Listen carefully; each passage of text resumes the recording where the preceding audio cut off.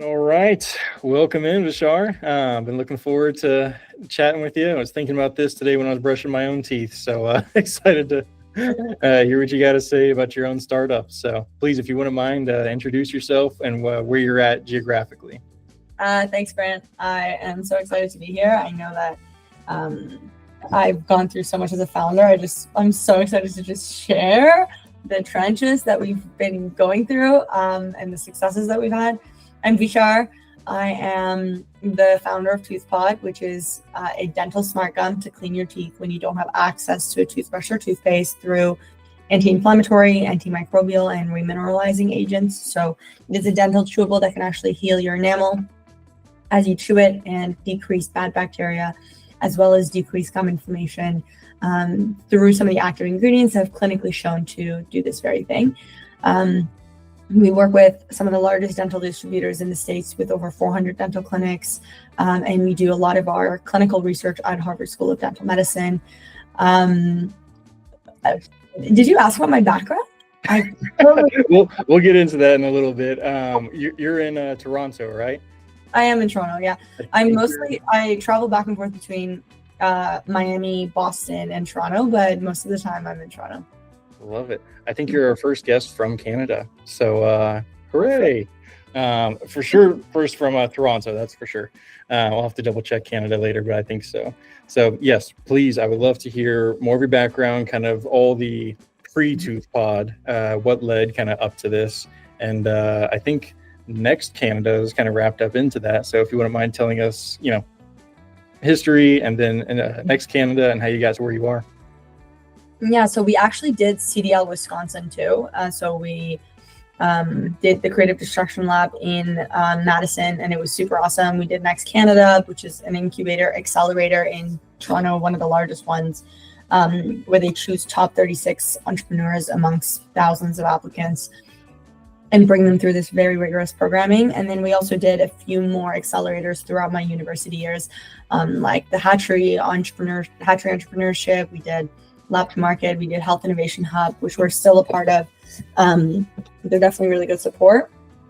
But yeah, my background's in public health. So I did my Bachelor of Science at the University of Toronto. And then I definitely had an idea on Toothpod when I was 18 and how I was trying to change the world. I literally started this by Googling top problems in the world. That's how the company began. Number one at the time was poverty, and number two was cavities. So it has been a very interesting journey tackling this problem of tooth decay and gum inflammation and periodontal disease. Like, there's so many things that we're tackling in the dental health world through the benefits that Toothpod provides. But the main thing is really, we've had toothbrushes since 3000 BC, a long time. And cavities are still, to this day, the most prevalent chronic disease in the world.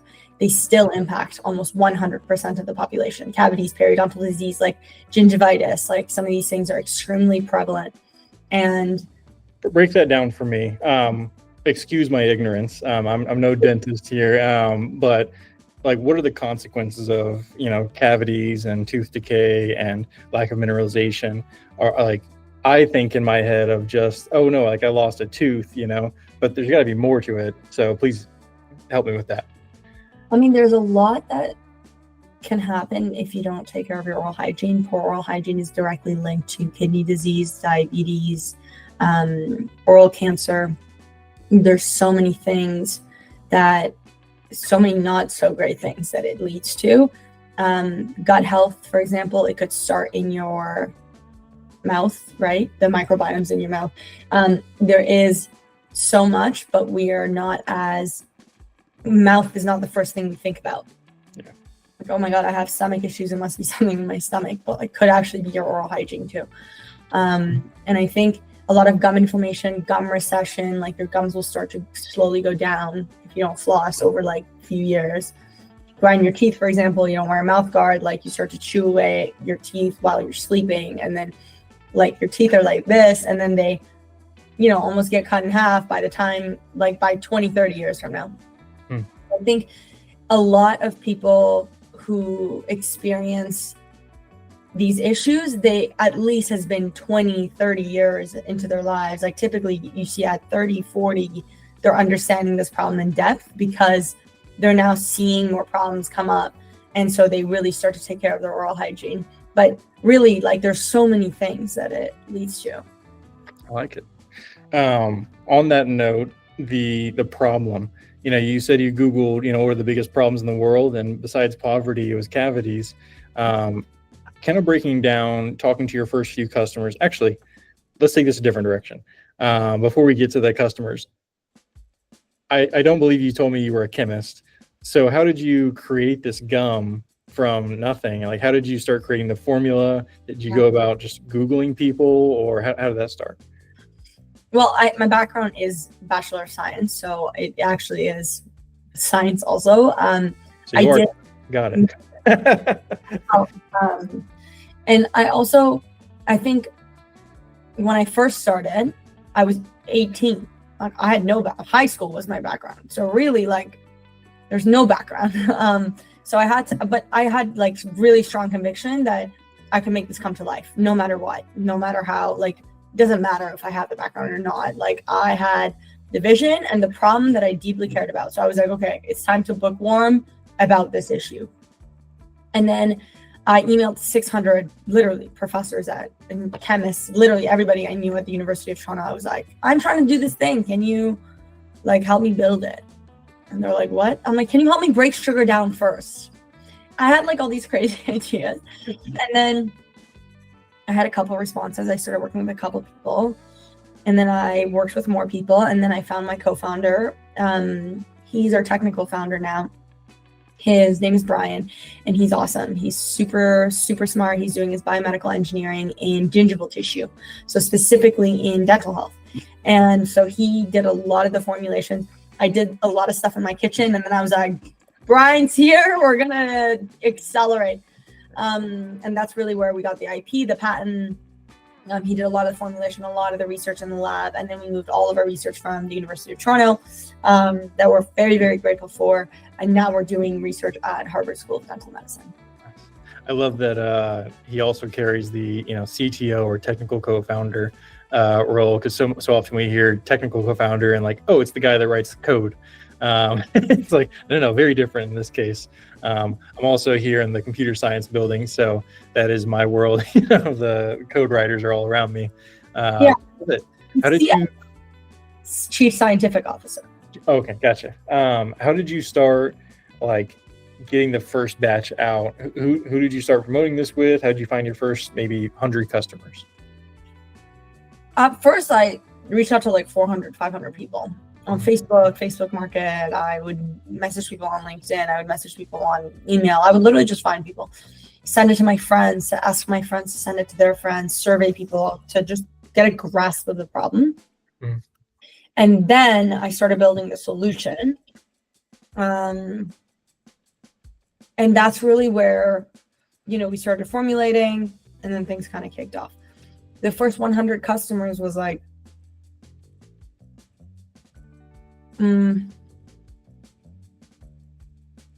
it's like, I think of it in different batches.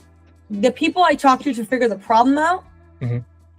Those same people could also be in the second batch, but the second batch was like the people who are trying the product, they're giving me feedback about the product. Like, first was like, what is the problem? Mm-hmm. You even understand the gap. Don't talk to them about a solution, which was like 400, 500 people. And then the second batch was like the people who actually tried it. And that friends of friends and friends, I'd like literally outreach to everybody and anybody I could, being like, who is relevant in the dental field? I need to talk to them. Mm-hmm. And that's really how we got to our first, 100 like customers that initially tried the product before we produced our first batch of 216,000 pieces. Now the batch that we're launching in 1 month, which is so close, and so crazy because this has been so long in the making. That's the initial 216,000 pieces that's going to be for the public. We work with dental clinics, we work with dentists specifically, but now we're launching D2C, and like half the batch is already gone. So I'm really, really excited to actually officially launch it in a month. Hopefully have close to no product as when we launch it, because it's already mostly accounted for all the people who are pre-ordering. So that's Do you have the link for pre-ordering? Yeah, I definitely. Yeah, please send that to me so I can put it on this video so we can share it with more people. Yeah, for sure. I mean, it's toothpod.co, and it's a $1 pre-order, so people don't. It's a $1 deposit, so people don't. When they get their product is when they'll get charged. So people don't think it's a scam. Makes sense. Yeah, it's really exciting. The pouches are being all manufactured in the States right now. It's really cute. This is what it looks like. Oh, can't brush. We have you covered. I love it. Yeah. That's awesome. Like you get a box of 10 of the pouches. Nice. Mm-hmm. So we're getting ready for launch. Talk to me about kind of the plan for the next year. What are some of the biggest problems you're planning on facing or hurdles? Is it manufacturing? Is it just the marketing side of things? What's kind of top of mind for you? I would say it's really understanding PMF, product market fit. So as a founder, you talk about plans and you talk about what you're going to do and you talk about what projections are and blah, blah, blah, all this stuff. But what it comes down to it is before product market fit, after product market fit. There's 2 stages of a company, and that is it. Before you have a product market fit and after you have a product market fit. The faster you understand if there is one or if there isn't one, the faster you try to fail is the faster you'll succeed. So I think that's what the next year is about. Understanding who exactly is our customers and which channel that we have, laid out. We TikTok shop, we have TikTok shop, Amazon, but we're mostly focused through our dental channel, but really understanding if there is product market fit in one of these channels. If not, let's pivot immediately. If it's not in the next one, let's pivot immediately. Let's find product market fit, because you can, have a company for 10 years and you suddenly could not have product market fit anymore, because the market's changed, the, global atmosphere has changed, or you never had it in the first place.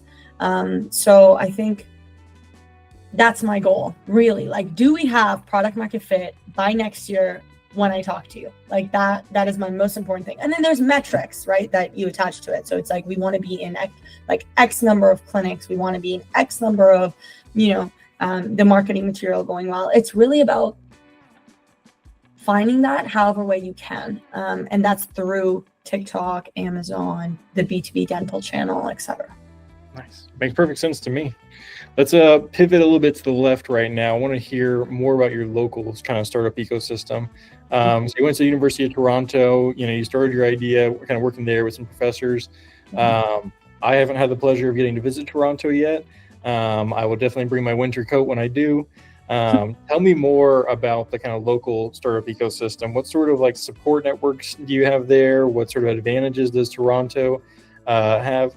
You can also mention, Boston and Miami, since I know you're there quite often. So talk about some of the pros and cons of these ecosystems that you're in. I think without University of Toronto, I would not be able to start Toothpod. No, I don't even think. I know. That full sentence, full stop. University of Toronto, there was at least $200,000 of non-dilutive funding that we were supported through just pitch competitions and grants and different things like that in University of Toronto. We just in Toronto alone, have stacked almost $500,000 in literally just grants and non-dilutive funding and things like that. So the space itself really is supporting founders. However, it takes time, takes energy, and it does not have the speed that you find in the States. I fundraise with Canadian investors and I fundraise with US investors. I found grants both in Canada and grants in the States.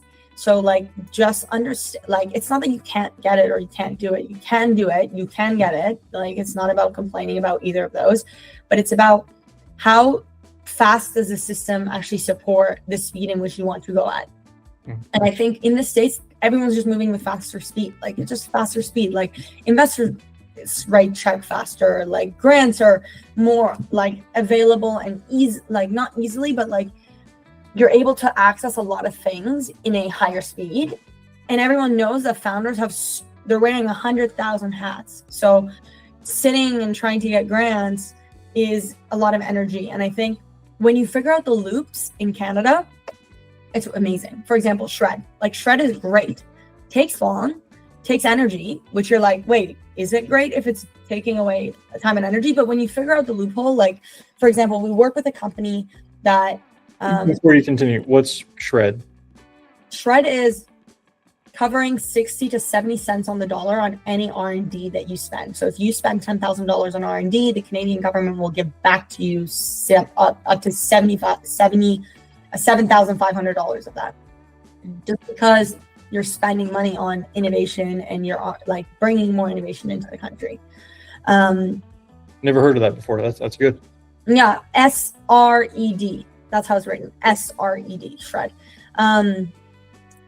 Super useful, right? So that's some of the stuff that we went through. The university ecosystem was amazing.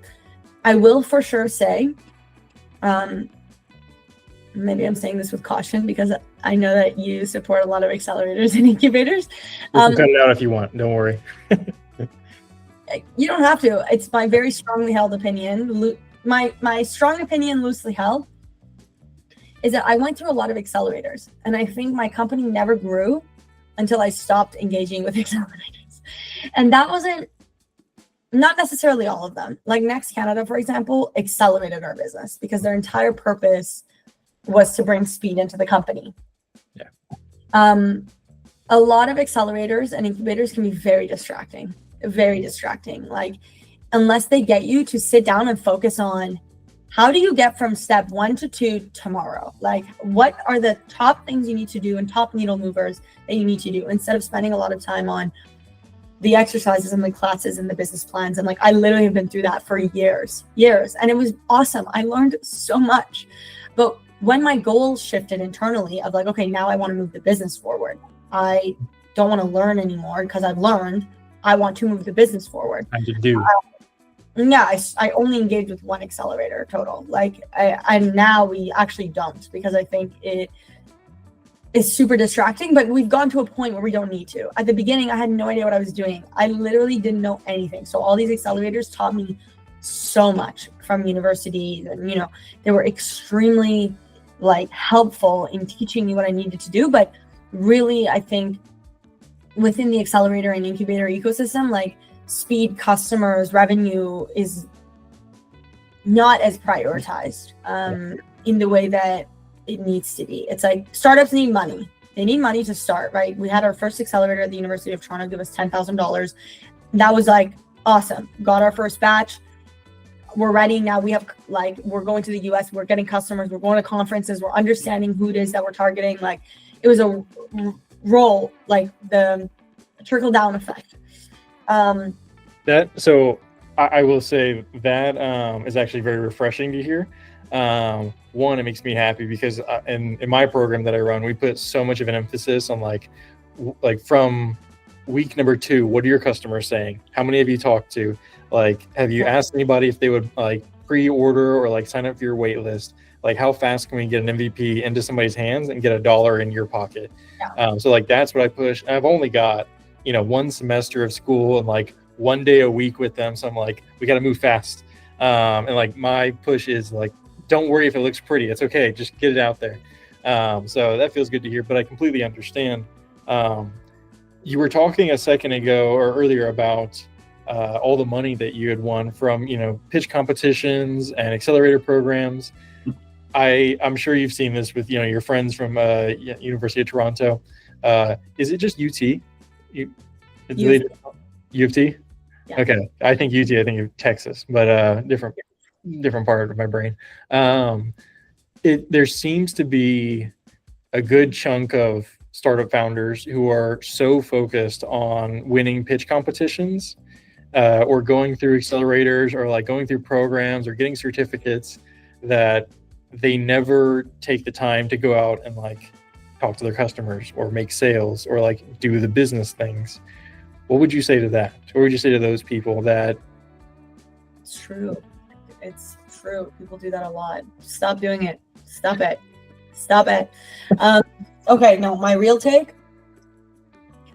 Okay. This goes back to how like your core value system is internally. Like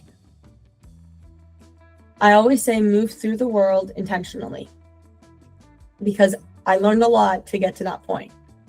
And I mean, like I went through the trenches to learn that like the way you find true happiness is by moving through the world intentionally. And I think if your intention is to learn, it's great. Spend all the time you want on accelerators and incubators and learn and go slow and do the thing. No worries. That's okay. While you're in school, like do the thing that you need to do. That's what I did. I was so busy in the first 4 years of university. Like I was on the basketball team and I was, I was on the board at the university on governing council. Like I just was doing the most because that was my intention through those years. It was to learn, to grow, to be a student. And then when I got out of university, I was like, okay, my intention is now to be a founder, like an actual full-time founder. And a founder does not spend their time, not talking to their customers or not going out there and getting what they want. They spend time like doing those things, doing the hard things. So it depends on the intention. Like if the intention is to learn, if the intention is to grow, like I think those things are amazing. But if the intention is to be a founder, if the intention is to have a successful business, you can't avoid the things that are hard. You can't avoid the things that are necessary to build a business, like talking to customers, understanding if what you are building is wanted by people. You can all day long think what you're building is amazing. I think Toothpod is great, but if other people don't think that and other people don't need it, right? It doesn't matter because this is the world of business. Like you need customers, right? And this has nothing to do with like the people pleasing in nature of saying like, oh, I need everybody to like me. No, you need people to have a need for your product, period. If there's no need, what are you doing? Like, what are you doing? There needs to be a need for people to buy it, for people to be incentivized to emotionally connect with what you're building. And I think figuring that out as soon as possible is going to be the best thing that you can do as a founder. Wasting your time doing anything else is a distraction. I was distracted for 4 years. Literally, I can't tell you, for 4 years. And even today, I still get distracted. I work with one of my really good advisors from San Francisco. Her name is Leslie. She's amazing. And she goes, this is a distraction. I'm like, oh my God, we could have $1 million in the bank today. She's like, this is distracting. I'm like, you're right. I'm like, oh my God, like we can do that. She's like, this is distracting. Like, what is your goal today and tomorrow and this week to meet your, to get needles moving? And I think that's really hard to practice, especially in the university accelerator and incubator systems, because there are distractions coming at you as a founder 24/7. And that is literally like new opportunity there, new opportunity here, new pitch competition here, there's things happening all the time. But like, have you picked up the phone and called your customers?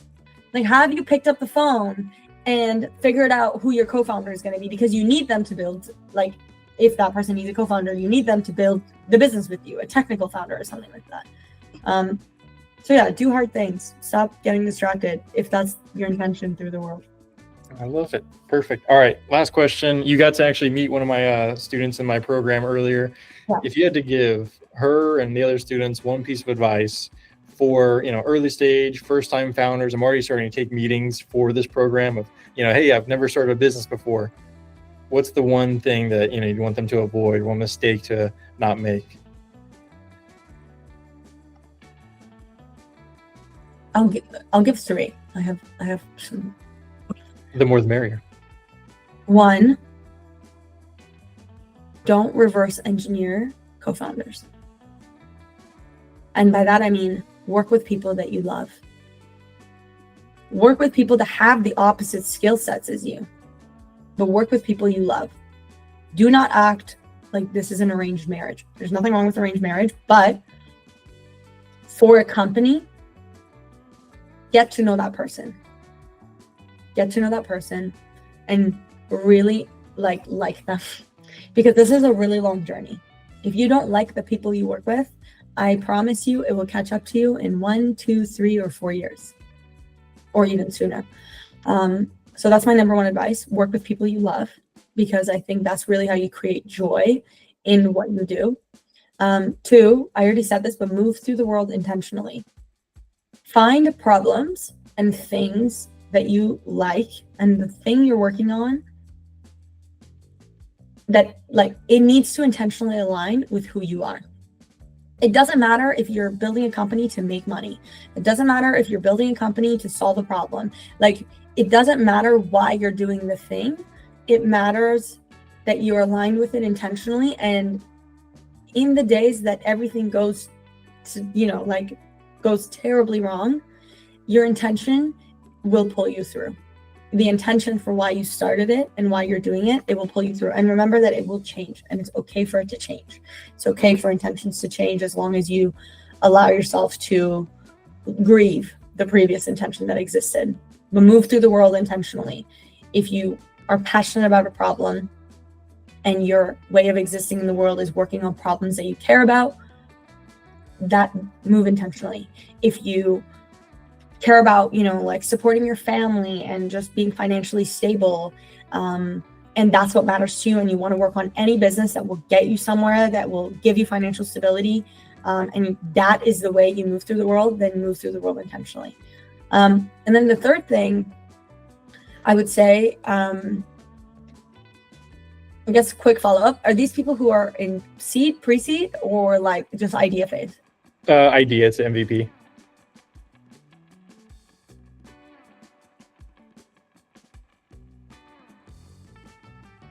Trying to figure out what I would want to hear when I was in idea phase.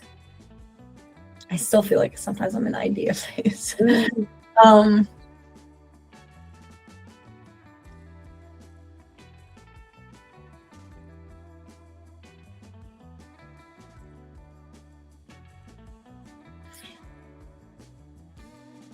There is so much that will come at you in so many different ways.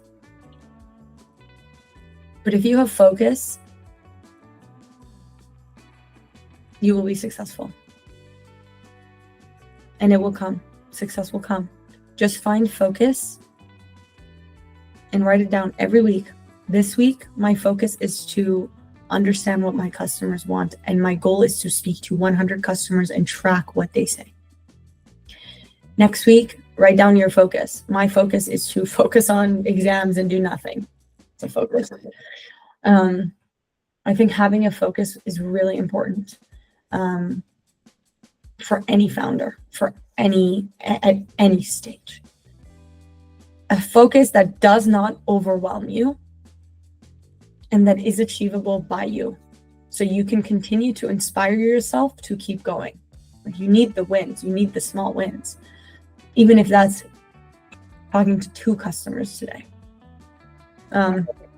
Vishar, you're amazing. You bring such great energy to this, and I could talk to you for an eternity.